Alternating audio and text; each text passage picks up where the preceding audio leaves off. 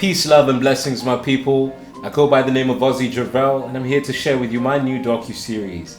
Learn about my history, my music, my spoken word, and a bit about my roots. Coming straight from Uganda and Sudan. Peace, love, and blessings. See you there.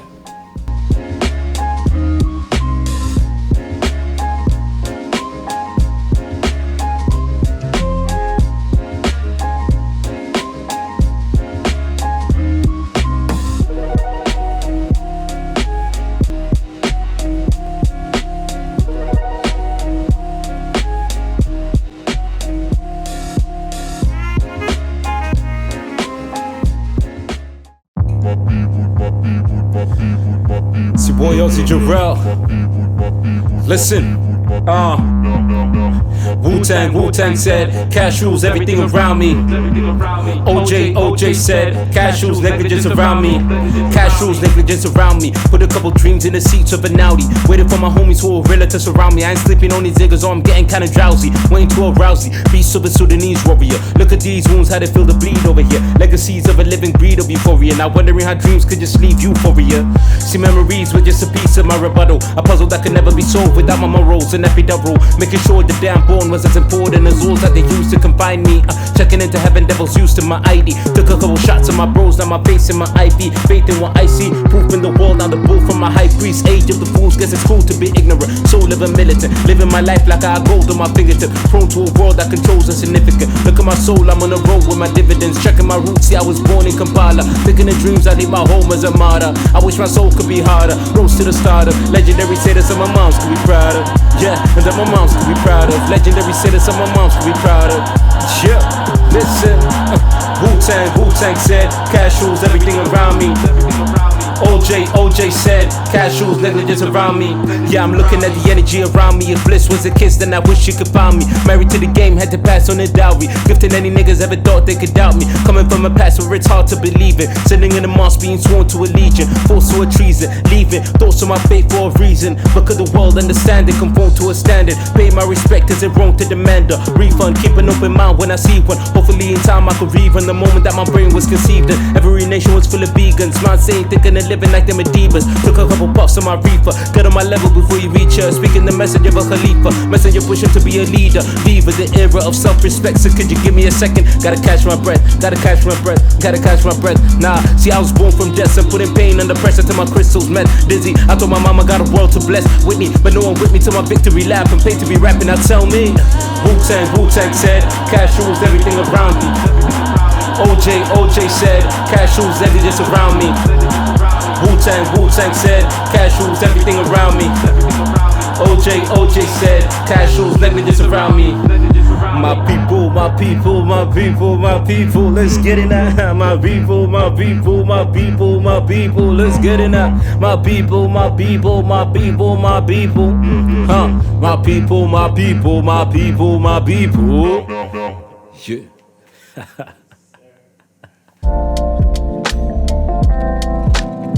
When I was 9 years old, I got this idea that I wanted to change the world from the built perspective, from society as a whole at large. I felt like I could do this through architecture, and I would love to design things and build small models. When I was 10 years old, I built a replica of the Emirates Stadium, which is belongs to Arsenal Football Club in London. And I would see photos of this and try and replicate it, cut up wood and build stairs out of that, and create what I thought was a manifestation of this. So this really built up my passion to explore that further. Obviously going to my father's workplace, which was often at a building site, because he owned a construction company that did quite large-scale projects in Uganda, Sudan. And this really inspired me to start thinking about how I can integrate my own passion into the build industry. So I started obviously practicing sketching, doing really well at school, made it a lot easier to pursue my dream of becoming an architect. So this is what brought me to Australia. Funny enough, at the age of 19, I left home and wanted to pursue this dream. It was my own choice. It was not forced by my parents or anything. So this made me think, okay, I have to fend for myself, and I have to be able to prove to myself that I can do this, that I can live by myself and sustain a lifestyle in which I can thrive. Coming here was a huge learning experience. I realized that my background and the history of my family really made it so that I was prepared to deal with, one, the racism in this country, B, the challenges of sustaining yourself as what some would call a diaspora. These conditions that I grew up in really equipped me well for this. And so I started to hone in on my talents. And that's what brought me to how I started music.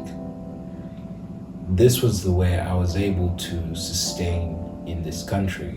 See, I started out with spoken word when I was 9 years old, and developed it into hip-hop music at about 13 when I wrote my first verse. And this was incredible because I thought, okay, this is an opportunity for me to express myself in this art and really get it on a larger audience, because I really believed in my own abilities. I used to collect money that I'd save up from, lunch and whatever, and also small businesses at school, selling sweets and, selling my lunch. And that would basically make up my studio fees. So I'd get that money and pay for a producer to work with him, and we put together an EP when I was 14 at the time, but it took about 2 years for me to get to a point where I was ready to release this music. And so when I was 16, I started the process of starting shows within Kampala City. At about